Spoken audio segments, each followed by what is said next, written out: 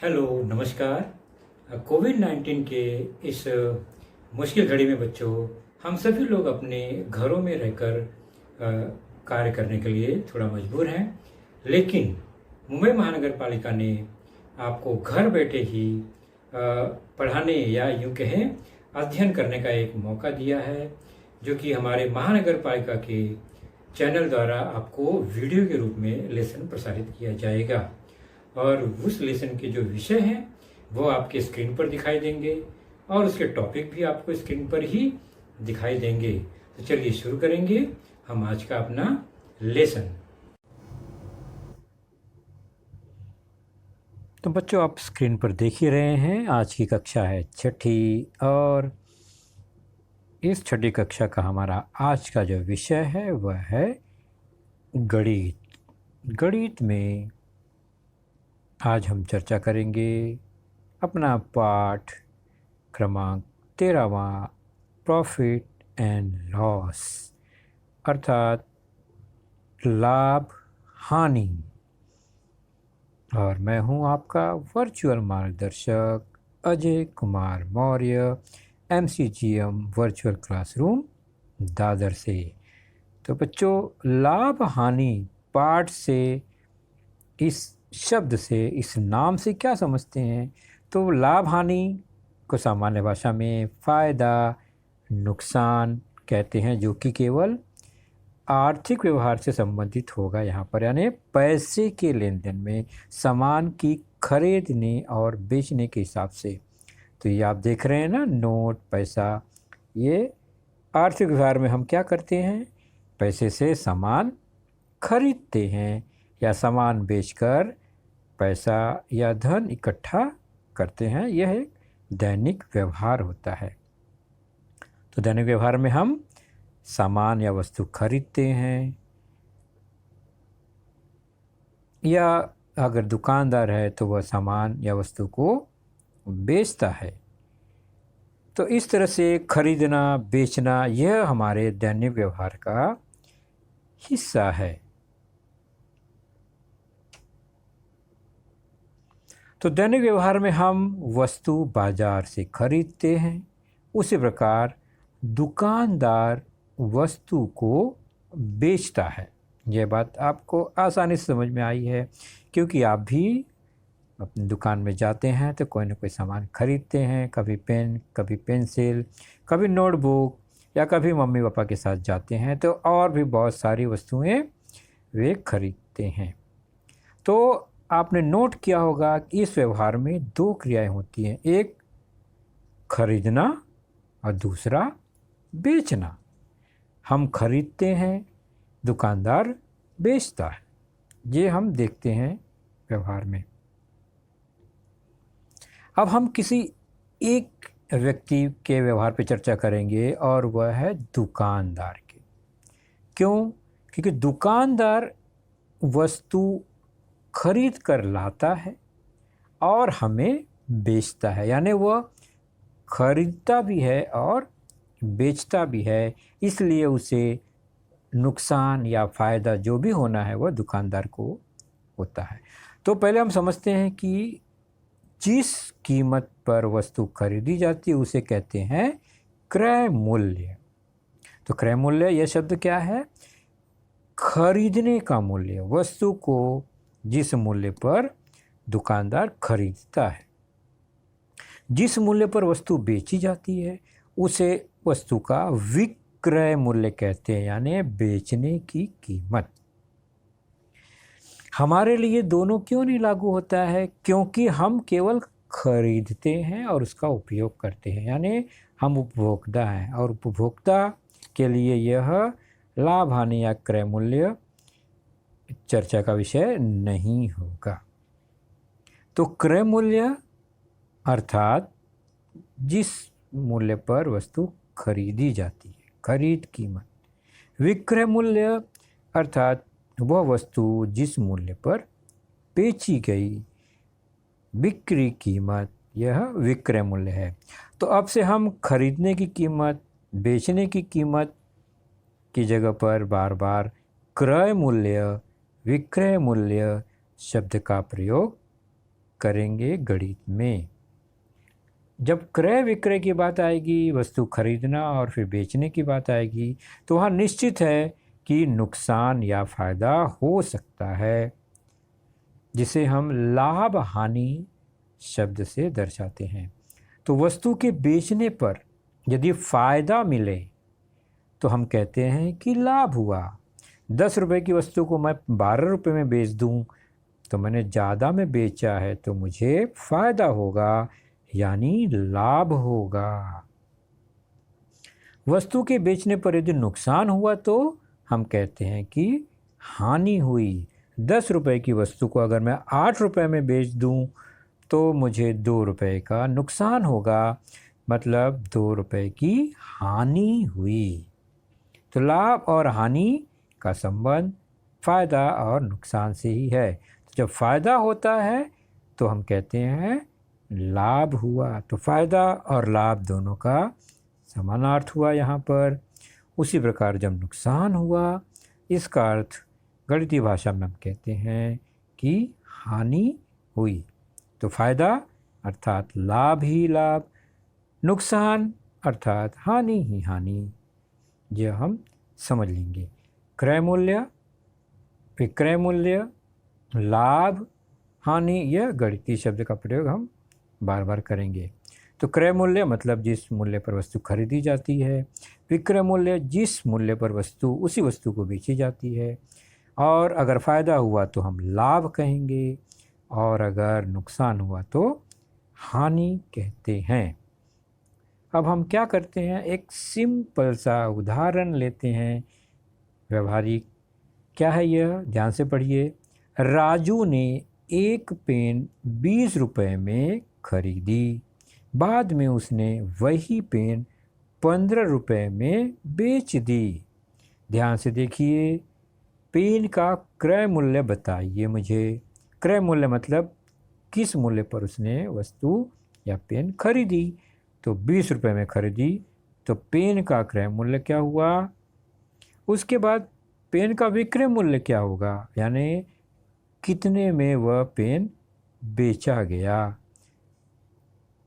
तो पेन का क्रय मूल्य 20 रुपया और विक्रय मूल्य 15 रुपया। आपने बिल्कुल सही पहचाना था। अब मुझे बताइए, यहाँ पर लाभ होगा या हानि होगी। लाभ कब होता है, जब बेचा जाता है ज़्यादा कीमत में, यानी विक्रय मूल्य ज़्यादा होना चाहिए। यहाँ पर क्रय मूल्य ज़्यादा है, विक्रय मूल्य कम है, मतलब हानि हुई, नुकसान हुआ। और कितना हानि हुआ, तो जो ज़्यादा है उसमें से कम घटा देंगे, यानी यहाँ क्रय मूल्य ज़्यादा है तो क्रय मूल्य में से विक्रय मूल्य घटाएंगे, तो हानि कितनी हुई पता चल जाएगा। अच्छा, दूसरा उदाहरण देखते हैं। सीमा ने एक पुस्तक 20 रुपए में खरीदी, बाद में उसने वही पुस्तक 25 रुपए में बेच दी। अब बताओ, यहाँ पर पुस्तक का क्रय मूल्य कितना है, कितने में खरीदी, और फिर विक्रय मूल्य क्या हुआ, कितने में बिकी। तो खरीदा गया 20 रुपए में, बेचा गया 25 रुपए में। तो बेचने की कीमत यहाँ ज़्यादा है, इसका मतलब यहाँ पर लाभ हुआ, फ़ायदा हुआ। तो हम लिखेंगे लाभ हुआ।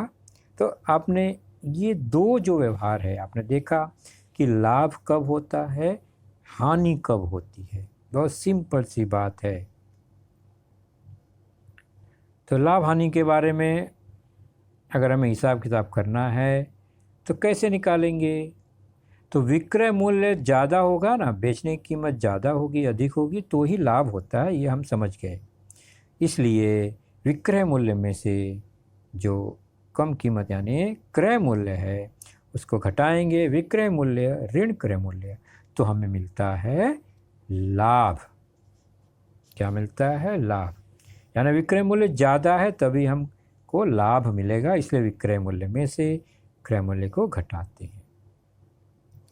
अगर क्रय मूल्य ज़्यादा है, यानी हमने खरीदा ज़्यादा में था और बेचा कम में, विक्रय मूल्य कम हो गया, तो क्रय मूल्य अगर ज़्यादा है तो निश्चित है कि हानि होगी, नुकसान होगा वस्तु के बेचने पर।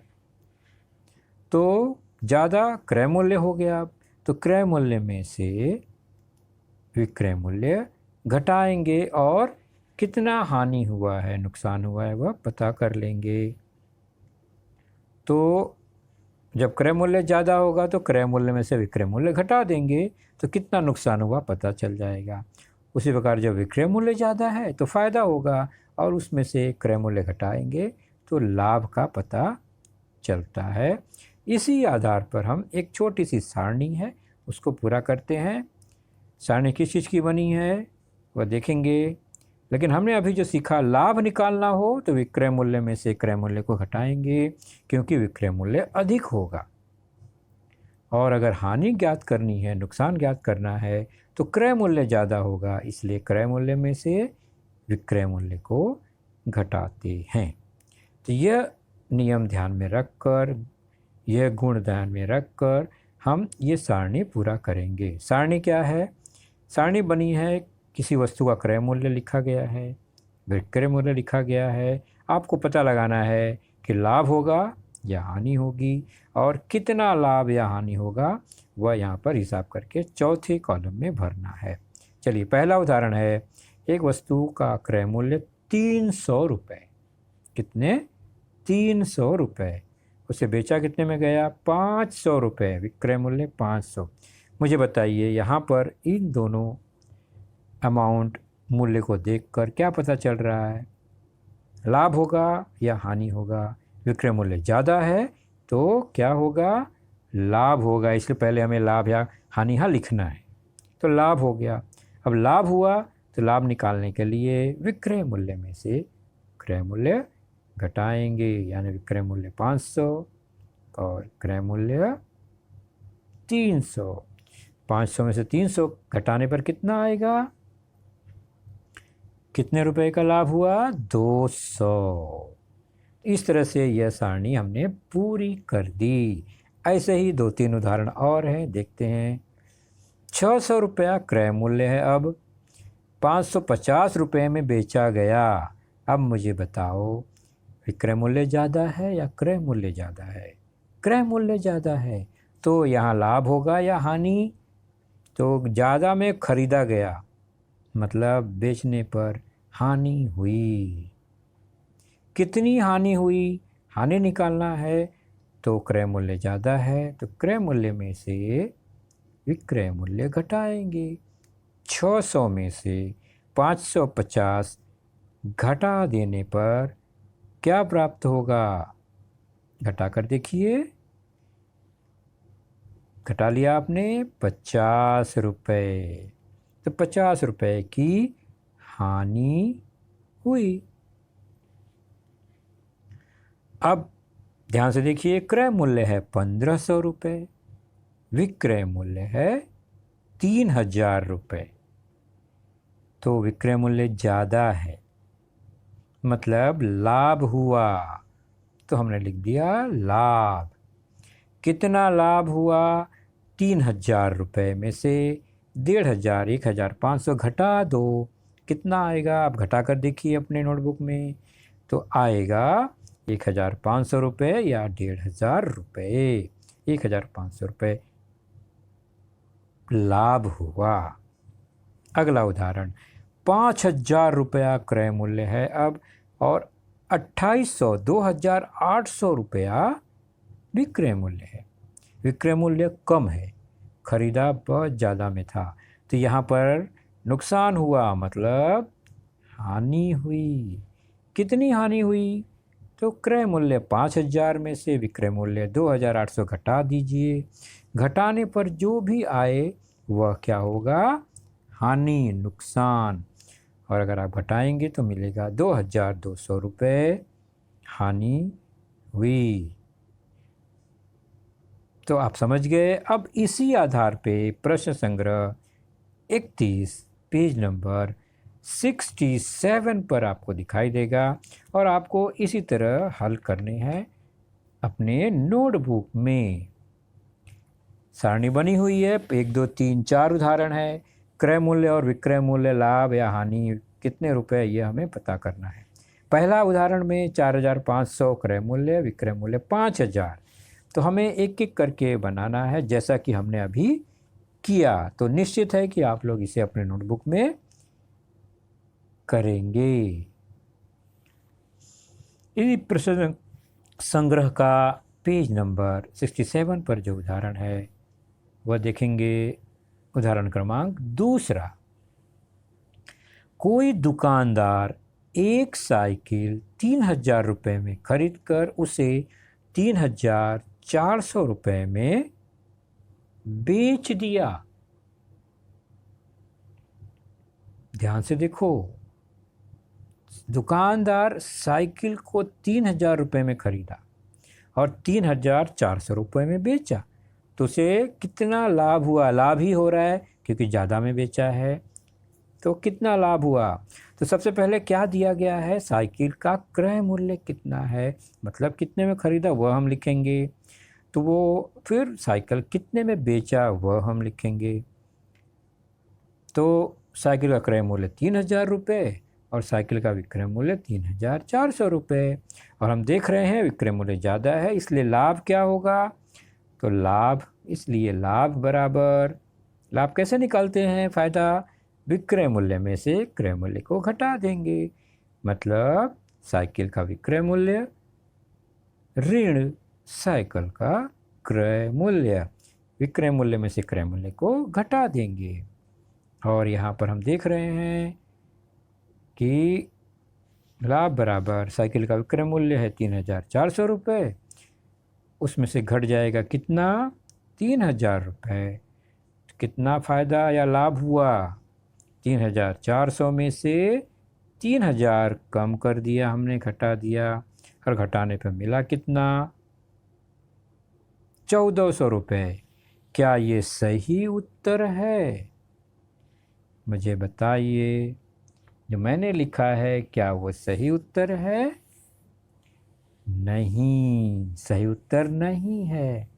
कितना होना चाहिए ये आप स्वयं बताएंगे। अगर मेरा उत्तर सही है तो कोई बात नहीं, अगर उत्तर ही गलत है तो आप यहाँ पर सही उत्तर को लिखेंगे और यह समझेंगे कि मैंने जो लगाया वह गलत हिसाब किताब है, सही हिसाब आपको लगाना है। चलिए दूसरा उदाहरण, मतलब प्रश्न क्रमांक तीसरा। सुनंदा दीदी ने 475 रुपये में दूध खरीदा। उस दूध से दही बनाकर पूरा दही 700 रुपये में बेच दिया। कितना लाभ हुआ? तो खरीदा गया दूध 475 रुपये में, दही बनाकर बेच दिया गया 700 रुपये में, तो ज़्यादा में बिक गया, मतलब लाभ हुआ। तो पहले क्रय मूल्य, दूध का क्रय मूल्य हुआ 475 रुपया, और इस दूध से दही बनाकर बेचा गया, दही का विक्रय मूल्य कितना है? 700 रुपया। तो लाभ कितना होगा? लाभ कैसे निकालेंगे? याद कीजिए, लाभ है विक्रय मूल्य में से क्रय मूल्य को घटाएंगे। तो दही का विक्रय मूल्य और उसमें से घटा दिया दूध का क्रय मूल्य, तो इसलिए लाभ मिलेगा दही का विक्रय मूल्य 700 रुपये, दूध का क्रय मूल्य 475 रुपये। अब आप सही सही घटाइए और लाभ ज्ञात कीजिए और चेक कीजिए क्या मेरा उत्तर सही है। मेरे हिसाब से लाभ हुआ 225 रुपये। अगर ये सही है तो कोई बात नहीं, अगर गलत है तो आप वहाँ पर सही सही रकम लिखेंगे। अब इसी प्रश्न संग्रह का उदाहरण क्रमांक 5वां लेते हैं। ध्यान से देखिए, बहुत व्यवहारिक प्रश्न है ये। ऐसा अगर आपके साथ होता है तो आप कैसे हिसाब लगाएंगे। प्रमोद ने थोक सब्जी मंडी से हरी मेथी की 100 गड्डियाँ 400 रुपये में खरीदी, यानी 100 गड्डियाँ खरीदी 400 रुपये में। ये ध्यान रखिए, 400 रुपया क्रय मूल्य हुआ। वर्षा होने के कारण बारिश हो गई तो 30 गड्डियाँ सड़ गई। अब यह बहुत गड़बड़ हो गया कि 30 गड्डियाँ खराब हो गई, 100 खरीदा था, 30 खराब हो गई, तो क्या करेंगे? बेचते समय कैसे हिसाब लगाएंगे? बची हुई गड्डियों को 5 रुपये प्रति गड्डी की दर से बेचा उन्होंने। अब जितनी गड्डियाँ बच गई 30 खराब होने के बाद, उन्होंने हर गड्डी को 5-5 रुपये से बेचा। अब बताओ उन्हें लाभ होगा या हानि, और कितना होगा यह पता लगाते हैं। शुरू करें, चलिए। मेथी की 100 गड्डियों का क्रय मूल्य कितना है? 400 रुपया, बराबर 30 गड्डियाँ क्या हुआ? सड़ गई। 100 में से 30 सड़ गई तो कितनी गड्डियाँ बची बताइए मेथी की? तो बची हुई गड्डियाँ हैं 100 में से 30 सड़ गई। कितनी बची?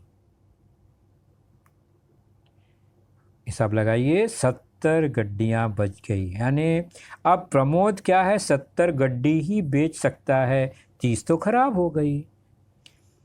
अब मेथी की एक गड्डी का विक्रय मूल्य कितना है, कितने में बेच रहा है? तो वह है 5 रुपये में। 5 रुपया एक गड्डी, 5 रुपया गड्डी, इस हिसाब से वह बेच रहा है। और बेचना कितना है उसके पास? 70 गड्डी है, तो 70 गड्डियों का विक्रय मूल्य कितना होगा? तो एक गड्डी 5 रुपये में, तो 70 गड्डी कितने की होगी? 70 गुणे 5। 70 में 5 से गुणा कर दो, 5 सत्ते 35, आया 350 रुपये। तो 70 गड्डियों को बेचने पर विक्रम को 350 रुपये मिले, यह विक्रय मूल्य हुआ। और ख़रीदा कितने में था आपको पता है? उन्होंने मेथी को 400 रुपये में ख़रीदा था और बेचने पर 350 रुपये मिला, मतलब हानि हो गई। और हानि कितनी है? तो क्रय मूल्य ज़्यादा है तो क्रय मूल्य में से विक्रय मूल्य घटाएंगे, इतना हमें पता ही है। तो यहाँ जगह बची है, हल करते हैं हम। तो हानि बराबर कितनी हुई? क्रय मूल्य में से विक्रय मूल्य घटा देंगे। बताइए मेथी की गड्डी कितने में खरीदी थी? 400 में, और कुल बिका कितने में? 350 रुपये में। इसका मतलब यहाँ पर जो नुकसान या हानि हुई वह कितनी हुई? तो 50 रुपये की हानि हो गई प्रमोद को। इस तरह से हमने यह हिसाब लगाया, और ऐसा व्यवहारिक उदाहरण और भी है आपके प्रश्न में, पेज नंबर 67 पर, उसको ज़रूर देखिए। चलिए प्रश्न छठा भी देख लेते हैं, कैसे हिसाब लगाते हैं देखिए। शरद ने 2000 रुपये में 1 क्विंटल प्याज खरीदा। 1 क्विंटल मतलब 100 किलो, ये याद रखिए। बाद में उसने पूरी प्याज 18 रुपये प्रति किलोग्राम की दर से बेची। यानी शरद ने 18 रुपये 1 किलो के भाव से प्याज को बेच दिया। तो इस क्रय विक्रय में उसे लाभ हुआ या हानि, पता लगाते हैं। सबसे पहले ये याद रखिए, 1 क्विंटल मतलब 100 किलोग्राम, और 100 किलोग्राम प्याज को शरद ने 2000 रुपये में खरीदा। तो 100 किलोग्राम प्याज का क्रय मूल्य हुआ 2000 रुपये। अब शरद क्या कर रहे हैं? 1 किलोग्राम प्याज को बेच रहे हैं कितने रुपए में? 18 रुपये में। तो उन्हें 100 किलोग्राम प्याज बेचना है 18 रुपये के भाव से। तो हो गया 100 गुणा 18, कितना मिलेगा? 18 में 100 से गुणा करने पर 1800, 1800 रुपये मिले प्याज को बेचने पर। और ख़रीदा कितने में था? 2000 रुपये में। बताइए यहाँ लाभ हुआ कि हानि हुई? तो 1800 में बेचा, 2000 रुपये में ख़रीदा, नुकसान हो गया। मतलब हानि हो गई यहाँ भी। और हानि कैसे निकालेंगे? क्रय मूल्य में से विक्रय मूल्य घटा देंगे क्योंकि क्रय मूल्य ज़्यादा है। इसलिए हानि बराबर क्रय मूल्य 2000, विक्रय मूल्य 1800। घटाने पर कितना आएगा? कितना नुकसान हुआ? घटाकर देखिए, मुझे तो 200 रुपये हानि दिखाई दे रहा है। आप भी चेक कीजिए अपने नोटबुक पर, क्या यह सही है या गलत। तो बच्चों, हर बार व्यवहार में ऐसा होता नहीं है। कैसा? कि हम सामान खरीद कर लाते हैं और बेच देते हैं और हमें लाभ या हानि हो जाती है। जैसे कि कभी कभी वस्तु दूर से ख़रीदना पड़ता है या उसका किराया भाड़ा भी लग जाता है अलग से, तो वहाँ पर जो क्रय मूल्य है वो बदल जाता है। तो वस्तु की मूल कीमत से कुछ और अधिक खर्चा जो होता है वह मिलाकर संपूर्ण क्रय मूल्य या लागत कहलाता है। तो संपूर्ण क्रय मूल्य पर आधारित कुछ उदाहरण हम देखेंगे अभी आपके पाठ्यपुस्तक से। तो क्रय विक्रय के व्यवहार में किसी वस्तु को बेचने के पहले उस पर किए गए पूरे खर्च को मूल क्रय मूल्य में जोड़ने पर प्राप्त रकम को उस वस्तु का संपूर्ण क्रय मूल्य अथवा लागत कहते हैं। उदाहरण देखते हैं तो आप समझ जाएंगे जल्दी। अमर ने किसी थोक व्यापारी से 400 अंडे कुल 1500 रुपये में खरीदे। तो अमर ने 1500 रुपये में अंडों को खरीदा है। वाहन खर्च 300 रुपये देने पड़े। अब वो वहाँ से ऑटो करके, टेम्पो से या किसी गाड़ी से अपने दुकान में आया या माल आया, 300 रुपये खर्चा हो गया उसका। तो 1500 रुपये खरीदने में लगा अंडा और 300 रुपये वाहन खर्च लग गया अलग से। तो इसका मतलब कुल खर्चा कितना हुआ? उन अंडों को खरीदने में संपूर्ण क्रय मूल्य अर्थात पूरा खर्चा, पूरा क्रय मूल्य कितना हुआ? तो 1500 रुपये का अंडा और 300 रुपया भाड़ा लग गया, खर्चा लग गया वाहन, कुल मिलाकर हो गया 1800 रुपये। इस तरह से ये संपूर्ण क्रय मूल्य हुआ। अब अंडों को बेचने के बाद जो भी हिसाब किताब होगा लाभ या हानि का, इसी संपूर्ण क्रय मूल्य पर होगा। तो लाभ या हानि की गणना वस्तु के संपूर्ण क्रय मूल्य पर ही की जाएगी। और इसी का उदाहरण है प्रश्न संग्रह 32 में, पेज नंबर 69 पर है आपके पाठ्यपुस्तक में। पहला ही उदाहरण अभी हमने देखा, उसका शुरुआत कि अमर ने थोक व्यापारी से 400 अंडे 1500 रुपये में खरीदे। वाहन का खर्चा 300 रुपये लग गया उसे। 50 अंडा गिरकर टूट भी गया। बचे हुए अंडों को उसने 5 रुपये प्रति अंडे के दर से बेचे। तो उसे लाभ होगा या हानि होगी? कितना होगा यह पता लगाना है। तो पहले 400 अंडा उसने खरीदा कितने में? तो अमर ने 1500 रुपये में खरीदा, बराबर। अब उसमें और खर्चा लगा है, वाहन खर्च, वह हुआ 300 रुपये। इसका मतलब कुल वह संपूर्ण जो क्रय मूल्य है वह कितना हो गया?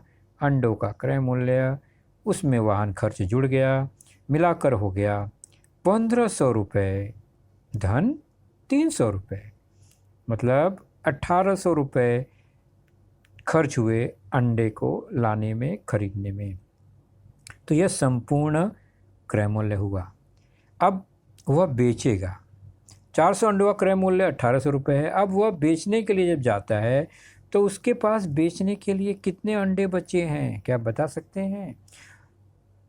तो 400 अंडों का क्रय मूल्य तो 1800 रुपये हो गया। 50 अंडे टूट गए तो कितने अंडे बचे? तो 400 में से 50 टूट गए। कितने बचे? 400 में से 50 घटा दिया, 350 अंडे बच गए। अब वह अमर क्या कर रहा है? एक अंडे को कितने में बेच रहा है? एक अंडे का विक्रय मूल्य 5 रुपये। एक अंडे 5 रुपये में बेच रहा है और उनके पास है 350 अंडे। क्योंकि 50 तो टूट गए। तो 350 अंडे का विक्रय मूल्य कितना होगा, कितना रुपया मिलेगा उन्हें? 350 में 5 से गुणा कर देंगे, एक अंडा 5 रुपये का है, तो उन्हें रकम मिल गई 1750 रुपये। यानी बेचने पर मिला 1750 रुपये। और उन्होंने खर्च कितना किया था अंडों पर? तो अंडों पर खर्च तो उन्होंने 1800 रुपये किया था और मिला उन्हें 1750 रुपये बेचने पर। तो कम में बिका मतलब हानि हुई। और कितनी हानि हुई? अंडों का संपूर्ण क्रय मूल्य और बेचने पर कितना रकम मिला, वह उसका अंतर ले लेंगे। तो संपूर्ण क्रय मूल्य है 1800 रुपये और बेचने पर विक्रय मूल्य कितना मिला? 1750 रुपये। यानी यहाँ पर अमर को हानि कितनी हुई? नुकसान हो गया घटाने पर 50 रुपये की हानि हुई अमर को। आ गया ना समझ में किस तरह से यह हिसाब किताब लगाया? एक उदाहरण और देखते हैं। अब्राहम ने 50,000 रुपये का माल खरीदा। ध्यान से समझो। कर तथा ढुलाई खर्च यानी अलग खर्चा हुआ कितना? 7,000 रुपये। बाद में उसने पूरा माल 65,000 रुपयों में बेच दिया, तो उसे लाभ होगा या हानि होगी? चलिए चेक करते हैं। पहले माल कितने में खरीदा अब्राहम ने? तो माल का क्रय मूल्य है 50,000 रुपये। और कुछ खर्चा हुआ क्या? कर और ढुलाई खर्च हुआ कितना? 7,000 रुपये। बहुत सिंपल सा हिसाब लग रहा है ये। अब संपूर्ण क्रय मूल्य कितना होगा, यानी पूरा खर्चा कितना हुआ उस माल पर? तो माल का क्रय मूल्य और कर ढुलाई खर्च जोड़ देंगे, तो 50,000 रुपये और ढुलाई खर्च 7,000 रुपये, ये दोनों मिलाकर कुल संपूर्ण क्रय मूल्य मिलेगा। और वो हो जाएगा 50,000 और 7,000 जोड़ेंगे 57,000 रुपये। यह संपूर्ण क्रय मूल्य इतना खर्च हुआ। अब माल कितने में बिका है? वहाँ प्रश्न में क्या लिखा है? माल का विक्रय मूल्य कितना है? 65,000 रुपये। तो माल ज़्यादा में बिक रहा है, यहाँ पर हमें दिखाई दे रहा है। खरीदा 57,000 में, बिका 65,000 में, तो हमें लाभ हुआ, मतलब अब्राहम को लाभ हुआ। तो लाभ कैसे निकालेंगे? कितने में बिका, उसमें से कितना खर्च हुआ खरीदने में, माल का संपूर्ण क्रय मूल्य हो गया यहाँ पर। तो माल का विक्रय मूल्य 65,000 रुपये और उसका संपूर्ण क्रय मूल्य 57,000 रुपये। तो इसलिए अब्राहम को लाभ हो गया कितना? 65,000 में से 57,000 निकाल दीजिए, 8,000 रुपये मेरे हिसाब से हो रहा है। आप हिसाब लगाइए, घटा कर देखिए क्या मैं सही हूँ या गलत हूँ। तो इस तरह से यह लाभ हानि के प्रश्न को हमने देखा।